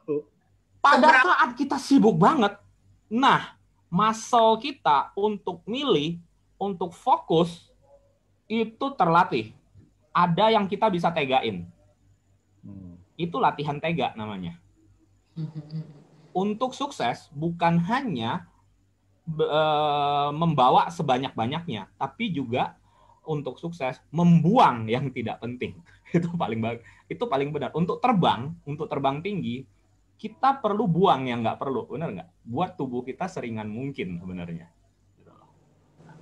Jadi itu latihan. Nah, tujuan kita sesibuk-sibuknya itu sebenarnya itu buat latihan prioritas, latihan fokus, latihan tegain yang memang nggak bisa gitu loh, sudah selesai gitu loh. Jadi membuat kita latihan jadi nggak rakus sebenarnya ya. Kalau semuanya kita bisa, kita mau semua, nah itu yang bahaya gitu kan. Nah, pada saat kita, makanya gampang. Kalau orang, kayaknya aku pernah ngomong sama Alu sama Clara ya. Kalau orang masih mau semuanya, masih mau ngerjain semuanya sekaligus, artinya dia masih kurang sibuk. Iya betul kok. Saya ngerasain kok. Ya, jadi kalau dia masih mau ngerjain semuanya dan masih sempat, itu artinya dia belum sibuk, belum cukup sibuk. Maka harus kasih lebih sibuk lagi. Maka dia suatu saat akan tega, dia akan teriak sendiri, gue harus buang yang ini. Ya, titik. Betul. Pada saat itu dia mulai belajar, dia mulai bisa fokus. Disitulah belajarnya dia. Gitu. Dulu makanya saya pernah ngomong tuh, saya lebih suka sibuk daripada santai. Karena dengan saya sibuk, saya pasti disiplin. Saya punya time management yang bagus, dan saya prioritas. Karena saya udah ibaratnya nggak punya waktu, akan tereliminasi dengan sendirinya kalau bukan prioritas. Akhirnya walaupun kalau nah, cukup kita sayang, ini masih bisa dikerjain. Sekarang, aduh sorry deh, next gitu. Udah mungkin gitu. Kita juga sekali kita bisa negain sesuatu seperti itu, besok negainnya lebih gampang kan, gitu loh. Betul kok, betul banget. Ya, dan jadi muscle kita tuh terlatih sebenarnya. Dan jalannya jadi lebih clear kok.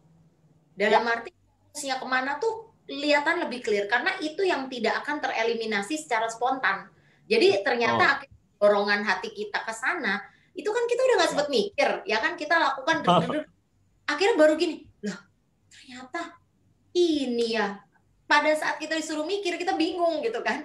Tapi pada saat just do it gitu loh, orang bilang just do it, ya just do it gitu. Nah itulah langsung tereliminasi, kita langsung tahu konsennya kemana. Jadi refleks sudah refleks, nggak perlu mikir lagi, nggak perlu nyayang lagi, nggak perlu merasa sayang. Betul. Ya udah terpaksa kalau nggak kita yang mati kan gitu. Ya memang harus maksa, awalnya maksa sampai menjadi habit kan ya kok ya, sampai menjadi bagian dari diri kita. Makanya saya dulu juga cuma jadi Selasa, Kamis, Sabtu biasa bisa saya kabur-kabur, bisa ngopi-ngopi dulu. Apa sekarang gini mikir, aduh, wah gue mesti nongkrong nih jam 4 di rumah. Atau pokoknya harus standby gitu ya. Karena apa? Ada rasa tanggung jawab ya kan. Terus berpikir juga, kalau saya sih terus terang bukan mikir apa ya, saya pikir ini adalah latihan buat diri saya untuk lebih terorganize ya kan. Terus komitmen terhadap diri sendiri dan orang lain gitu kan. Ya mau seberapa besar kontribusi itu nomor 2 lah intinya. Tapi at least apa yang saya katakan ya harus saya lakukan gitu kan, udah berjanji. Habit kita yang terbangun itu membentuk apa? Karakter. Betul kok. Habit kita yang terbangun itu membentuk karakter. Ya nanti jadi destinasi ya kok. Sekuat apa, seunggul apa, ya bagaimana cara kita membangun habit kita. Itu doang sih sebenarnya. Iya, makanya kita ibaratnya ya Bet ya, mau ada yang join kek, nggak ada yang join kek. Jalan terus. Bukan untuk orang lain, tapi kita juga berpikir untuk diri kita sendiri. Benar nggak Bet? Setuju banget. Kita punya komitmen untuk melakukan ini, ya lakukan. Mau orang dengar nggak dengar nomor 2. Sama seperti aku lihat juga Sage Divine di awal offline ya kan kok ya, online ya kok ya. Itu dari yang ibaratnya cuman beberapa orang sampai akhirnya ya walaupun Koko tuh ibarat kata ya orang cuman gak nyampe 4 aja kita tetap jalan gitu. Jadi buat saya ngelakuin ini ya akhirnya lama-lama kan kita kebiasaan aja gitu ya kan. Nah ini nanti baru hasilnya akan dilihat nanti ya kan kok. Tapi ya ekspektasinya sebenarnya di awal saya sih cuman oke, saya mau support Albert, terus ini juga menjadikan satu kebiasaan karena saya pasti harus mempersiapkan materi sama Albert kan. Paling nggak Albert nih ada materi apa, saya harus baca, terus saya harus mikir kira-kira ini kayak apa sih isinya. Walaupun mungkin digital marketing ya, itu digital thing itu saya nggak begitu ngerti, tapi at least kalau saya nggak ngerti, udah saya telepon, Bet ini maksudnya apa, ini ngapain. Yes, bagus kan, artinya belajar sesuatu yang kuadran baru kan gitu loh. Iya, sesuatu yang baru, dan itu bagus gitu loh, benar. Dan jangan kayak gini itu memang penting gitu loh. Sekarang saya udah mulai wah Bet kayaknya beneran deh. Saya udah harus belajar digital nih gitu loh.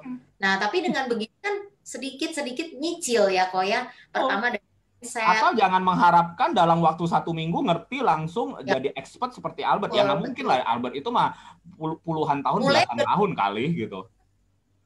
Mulai udah duluan ya, itu kan kapasitas. Duluan aja. Kita tapi mulai duluannya udah lama, itu yang harus dikejar kan gitu loh. Bener kok. Nggak bisa dalam satu malam 2 malam. Lihat kemampuan lah, butuhnya apa, ya coba ambil yang itu aja. Karena kan kita tahu kapasitas kita sendiri ya kan. Kapasitas waktu, kapasitas otak, kapasitas kegaptekan. Nah, pada saat kita sudah terlalu sibuk, itu tadi benar kata Clara, kita lebih mengenal diri kita sendiri dan lebih mengenal apa yang kita mau. Pada saat kita sudah terlalu sibuk. Nggak sempet galau kok. Karena kita harus milih. Benar nggak? Ya. Kita harus milih. Itu masalahnya.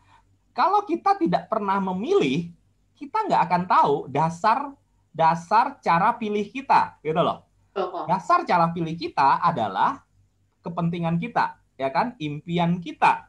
Apa yang menurut kita akan mendekatkan kita kepada tujuan. Benar nggak? Gitu loh. Kalau kita tidak pernah memilih dan memilih semuanya, maka kita benar-benar tidak tahu arah kehidupan kita. Kita nggak percaya, kita nggak believe, kita nggak yakin di mana kita sebenarnya menuju gitu loh. Nah, makanya buat kita pada pilihan. Ya pada saat waktunya tight banget kan kita juga nggak punya waktu panjang untuk memutuskan. Ya kan itu akan spontan, by feeling, kadang kita udah nggak sempet lihat-lihat lagi, checklist, segala macam, by feeling udah kanan, kiri, depan gitu, hajar. Nah, nanti ya dalam perjalanan tetaplah, kalau memang ibaratnya memang, wah ini bukan tepat, kita juga masih punya waktu kok untuk putar balik. Iya, tenang aja, bukan kayak apa juga kan, kita bisa revisi. Nambah, duduknya harus di favorable direction. Favorable direction. Iya bener loh, kalau kayak kerjaan sebelum duduk di F2 ya itu kerjaannya kan kayak banyak banget ya yang mesti di handle. Ya sampai bingung ini mesti kerja yang mana dulu ya. Yes. Kadang sampai semuanya urgent jadi nggak ada prioritas gitu loh. Bingung sendiri. Artinya nurutin. Energimu buyar artinya itu. Iya. Akhirnya ngikutin arah yang konsentrasi kan energi juga kan soalnya kan. Bener. Akhirnya ngikutin arah yang F2 itu akhirnya sibuknya sama tapi kita bisa kontrol gitu. Yes. kita bisa jadi, oh ini oke, ini duluan. Jadi semuanya tersistematis gitu. Mantap. Iya, lebih keren sih. Keren ya, Livin. Gitu. Jadi itu yang kita pelajari berguna semua ya sebenarnya ya. Benar kok, berguna banget. Keren. Ya, itu aja sih tambahannya. Thank you, Livin. Thank you. Ini Livin salah satu peserta setia kita di Mystery School ya, teman-teman ya. Mystery School online kita belajar macam-macam ya, dari kemarin sudah Flying Star, sudah 8 Mansion Pakwa ya. Terakhir kita kemarin ke Cimen ya. Nah, ke Feng Shui semua ya. Jadi ada arah yang menguntungkan dan arah yang tidak gitu ya. Oke, Clara, Abad, silakan. Kalau enggak Oke, ada yang mau tambahin lagi? Malam mesti meditasi. Keren. Sebelum bobo, aku juga mau ngetes malam ini sebelum tidur. Tadi pagi kan udah bangun. Nah, itu juga sebenarnya mengapa aku nggak masuk dari basic kalau yang Cimen itu. Oh iya. Kan orangnya udah spiritual semua di itu. Nah, aku loncat. Kalau dibawain ke hitungan-hitungan pasti jadi bosen dan nggak akan relate gitu loh. Nah, kalau diloncatin kayak kemarin, nah kan jadi seru-seru kan semua kan gitu loh. Ada guardian angel-nya, Cimennya di cara pikir, cara pandang sebagai guardian angel gitu kan jadi seru kan gitu loh. Tapi memang sebelum kita bisa visual lah, mau manifesting lah segala macem, tetap aja harus menentukan arah dulu kok, ya kan? Karena kan meditasi gini, tunggu minta apa ya? Nah iya. Nah, dan jangan kebanyakan, satu dulu ya, jangan semuanya listingnya dicek semua, ratus namanya. Makanya kita juga belajar bersabar kan dengan proses kan, bahwa semuanya tuh harus step by step, mulai dari yang dasar dulu, apa yang yang kita mau, yang paling dasar dulu, karena yang dasar ini akan mendorong yang lain misalnya. Ya dalam waktu kan kita juga akan improve kan, terus oh ya udah permintaan kita berubah atau gimana, seperti doa-doa kita juga lah, ibarat kata dari tahun lalu sekarang pasti beda ya kan, fokusnya lain kok ya kan. Itu juga melatih sih sebenarnya, pada saat kita lagi sibuk-sibuk banget kita malah jadi tenang, bukannya tambah stres. Ya. Gitu. Itu mengingatkan kembali fokus kita kok jadinya. Pada saat kita memeditasikan atau mendoakan intensi kita tentang goal kita, itu mengingatkan kembali. Jadi pada saat melakukan aktivitas, kita tetap pada saat kita mau pecah fokus atau kita mulai miring-miring keluar jalur, itu langsung ada yang reminder di kepala, kayak ngingetin, oh iya benar, harus balik. Karena apalagi kalau udah ritual ya, misalnya pagi bangun, orang berdoa, meditasi, malam pasti akan diingatkan, dan itu nggak mungkin akhirnya benar-benar pikiran kita tuh udah jelas arahnya, tracknya, terutama tracknya ya. Jadi nggak pindah-pindah track di perjalanan. Oke, Abed, ada yang mau ditambahin lagi sebelum kita tutup? Silakan tutup aja. Nah, hari ini kayaknya Abed agak ngebut karena materinya lumayan ya, Bet ya, maksudnya. Lumayan. Jadi malam mau ngajar nggak, Bet? Jangan dulu kok. Aku persiapan minggu depan kok. Minggu depan ada berapa kelas? 3, 4. Ada kelas workshop 2 hari. Aduh, saya harus siapin. Saya harus siapin daily sharingnya 3 materi. Malamnya saya beresin. Udah banyak tuh yang daftar tuh. Tapi Rika yang handle. Iya. Iya, makanya saya harus persiapannya yang terbaik ya buat teman-teman lah, supaya pasti dapat manfaat. Terus hari Selasa kita bahas digital marketing, kita bahas teknik branding dan prospecting melalui sosial media. Nah, itu masih versi yang organik ya, jadi kita belum menggunakan iklan. Hari Kamis minggu depan kita bahas tentang bagaimana kita mencacah goal kita, ya, mengubah goal kita menjadi action plan. Itu yang sesuai dengan permintaannya Komik ya minggu lalu. Terus hari Sabtu, karena masih berkaitan dengan hari Kamisnya, nah kita akan bahas satu buku yang cukup populer juga di Indonesia, yang judulnya Atomic Habit ya. Jadi kita terkait semua. Jadi minggu depan kita sudah punya tema. Jadi buat teman-teman yang hadir hari ini dan juga yang mengikuti di Facebook Group atau YouTube, dimanapun teman-teman berada, minggu depan, Selasa, Kamis, dan Sabtu, pastikan teman-teman hadir ya. Kalau bisa ngajak teman juga sekalian di channel ini. Kalau teman-teman mau live bersama saya dan Komai dan Ciklara di sini dan Pak Andoi dan teman-teman di sini, silahkan join di kita punya daily sharing di Zoom ya. Oh, di sini nggak ada ya. Daily sharing kita biasa, seperti biasa di channel yang sama, di Zoom. Bisa juga teman-teman ikutin di Facebook kita di Network Number One dan juga di YouTube kita, YouTube channel Network Number One. Itu aja dari saya. Hah? Yang 2 hari itu digital marketing kan juga terbuka untuk umum ya, boleh terbuka daftar untuk kan? umum, boleh, Semua boleh. orang boleh, semua orang boleh. Nah itu ingetin lagi dong tanggalnya. Hari saya nggak hafal tanggalnya, yang pasti hari Jumat Sabtu. Jumat depan. Sabtu tanggal berapa itu? 23, 24. Bahas benar-benar mindset digital. Nah, itu pengalaman saya bertahun-tahun, semua saya akan rangkum semua di dalam 2 hari itu. Benar-benar pasti akan ada brosur kasih.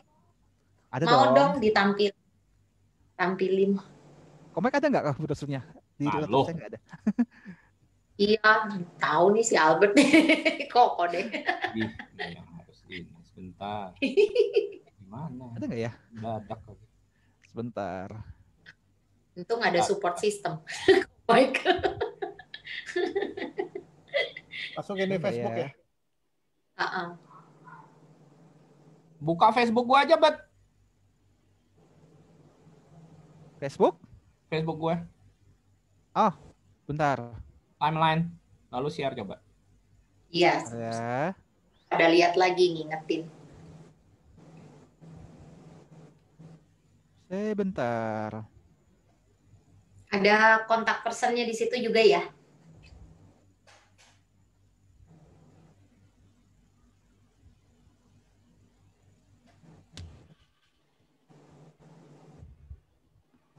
Bawa lagi.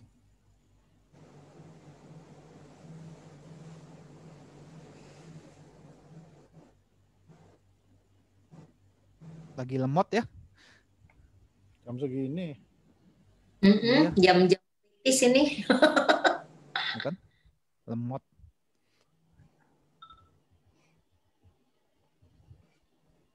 Sebentar.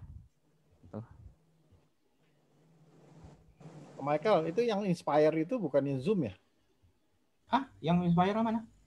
Oh, itu tuh nggak ada Zoom, di langsung live Facebook. Oh, memang gitu ya? Semuanya begitu. Karena sudah terlalu banyak kan orangnya. Kalau yang hari Senin doang yang Zoom ya? Iya, betul. Yang cicet cuy ya. Nah, ini kalau nggak ini aja, Bet. Ya? Ini apa? Ini pin gue atau ini. Pin? Oh, layar sebentar. Dulu. Oh, itu sudah ya, punya lu juga gue sudah. Udah. Pin. Ya, oh, kok udah ya? Sebentar. Ini apa? Spotlight for everyone. Kok mendadak aku jadi lupa. Spotlight sebelah mana, aku kok lupa mendadak. Di gua punya aja di tempat gua. Oh iya. Kanan. Sip, sebentar. Belum.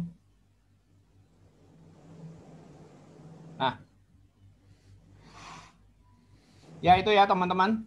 Silakan mendaftar untuk tanggal 23 dan 24 ini ya, itu 2 hari berturut-turut ya.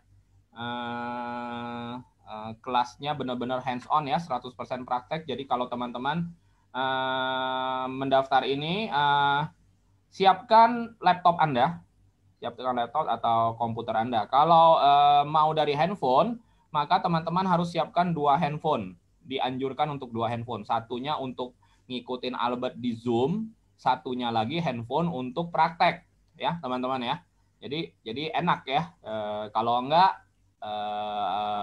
sayang banget ilmunya Mr. Albert nanti tidak terserap secara maksimal. Ya, silahkan ke ini pendaftaran langsung ke WA 0812 9292 1550. Oke. Nah, kalau Anda bisa mengajak teman-teman dan ikut dengan bertiga, pasti investasinya yang paling oke ya. Hanya 555 sudah bertiga orang. 3 orang ya, itu sudah 555. Bertiga 2 hari berturut-turut. Oke, sip. Ya, pastikan teman-teman daftar ya, daftar langsung ya. Jadi ini pengalaman saya belasan tahun di dunia digital. Saya akan share semua di 2 hari ini. Dijamin teman-teman pasti akan mendapatkan manfaatnya. Dan ini sangat murah sekali ya teman-temannya. Dulu saya pada awal-awal belajar digital marketing itu, waduh luar biasa mahal teman-teman. Tidak ada kelas yang saya ikuti yang harganya di bawah 10 juta.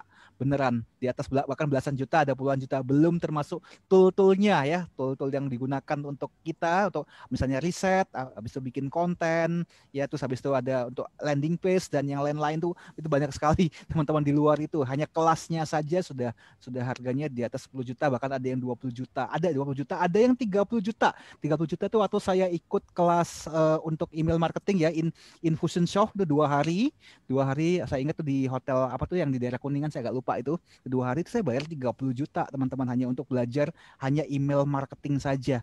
Ya, nanti di dalam kelas ini juga ada sedikit tentang email marketing, saya juga akan singgung juga. Saya akan juga rekomendasikan tool-tool apa yang saya gunakan ya, yang saya praktekkan. Nih teman-teman juga bisa lihat bagaimana cara saya bikin campaign ya, semua ada semua. Saya akan share dalam waktu 2 hari ini. Jadi pastikan teman-teman mendaftar. Dan kalau misalnya teman-teman menganggap ini bermanfaat, silahkan teman-teman undang teman-teman, ajak teman-teman sebanyak mungkin, karena saya jamin teman-teman akan banyak sekali mendapat manfaat. Ya. Kita boleh buat kelas yang autoresponder, yang Mailchimp. Boleh kok. Hah? Ya. Tanya, itu ada rekamannya nggak ya untuk kelas digital marketing? Nah, rekaman tanya sama penyelenggara nih. Komik ada rekamannya nggak? Ada ya? Soalnya itu kan hari kerja. Yes. Oh iya. Benar. Nggak bisa ikut live. Iya. Bisa aja. Nanti bakal direkam di YouTube tapi private mungkin, tapi nanti dia kasih akses gitu, Livin. Oh gitu ya. Oke, nanti coba saya bisa ulang. Kelas autoresponder ya kok. Aku sekarang nemu satu tool lagi kok. Toolnya tuh unik kok. Biasanya kalau kita email autoresponder kan kita mesti berbayar tuh kok. Berdasarkan jumlah kontak email kita berapa kan? Misalnya 10.000, 20.000 pasti itu naik terus kan. Nah sekarang saya ada nemu satu dan itu buatan orang Indonesia. Jadi itu hanya dicasnya berdasarkan email yang keluar. Dan itu sistemnya kayak isi ulang pulsa kok. Dan itu 125.000 sampai kontaknya 125.000. Kirim email ya? Iya, bener. Oh iya, kita tahu ya. Itu keren banget itu. Itu memang orang Indonesia itu. Fikri Fatullah, teman juga, teman baik. Oke, sip. Ayo udah boleh sih. Kan kita buat banyak yang kita bisa lakukan. Kalian kita undang dia dong untuk endorse. Boleh. Kelasnya boleh, untuk pakai toolsnya dia kan? Boleh. Nanti kita atur waktunya deh. Jadi di teman-teman di Network Number One kita akan banyak belajar ya macam-macam ya berkaitan dengan bisnis, marketing, sales, mindset bisnis, terus kemudian digital marketing ya. Jadi teman-teman yang merasa ini bermanfaat buat teman-teman, jangan ragu ya teman-teman. Ajak teman-teman sebanyak mungkin untuk bisa bergabung di komunitas kita. Selain teman-teman mendapatkan ilmu, teman-teman juga bisa berinteraksi satu sama lain ya, punya teman baru ya. Karena kalau di dalam dunia bisnis yang namanya network, pertemanan itu sangat penting sekali ya. Ibaratnya kita punya satu istilah pakem yang tidak tertulis adalah banyak teman, banyak rezeki kalau di dalam dunia bisnis ini. Jadi jangan ragu teman-teman, join ke kita teman-teman ya. Kan banyak teman, banyak istri ya. Oh itu teman yang mana? Itu teman kita kalau gitu. Oke.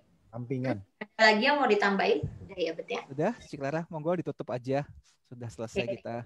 Semuanya yang udah nonton, yang udah join di sini, ada Pak Handoyo, Bro Dana, terus ada Sis Livin, ada Pak Rudi ya. Thank you udah join untuk dengerin kita nih ngoceh-ngoceh dari jam tadi ya Bet ya. Kita tunggu berikutnya kehadirannya karena kita akan terus memberikan yang terbaik ya untuk menambah pengetahuan Anda sekalian ya kan. Makanya kalau di Sage Define di Network Number One ini kita bisa lihat mana yang kita butuhkan, banyak banget itu materi-materinya yang kita bisa pilih ya Bet ya. Jadi Selasa depan kita akan ketemu lagi dalam seri digital ya bersama Albert, dan kemudian Kamisnya itu seperti biasa adalah tentang mindset bisnis ya. Terus abis itu mindset lah, semua yang berkaitan tentang mindset, perubahan, transforming mindset dan sebagainya. Terus Sabtu adalah tentang bedah buku, dan biasanya kita mencoba untuk sebisa mungkin satu sama lain menjadi relate sehingga semuanya bisa mengaplikasikan dalam kehidupannya sehari-hari secepat-cepatnya sehingga semua bisa mendapatkan hasil yang maksimal juga secepat-cepatnya. Oke, thank you. Kita ketemu lagi hari Selasa. Thank you Albert, thank you Ko Mike, thank you Pak Handoyo, Bro Dana, Sis Livin, dan Pak Rudi. Kita ketemu lagi minggu depan. Thank you semua.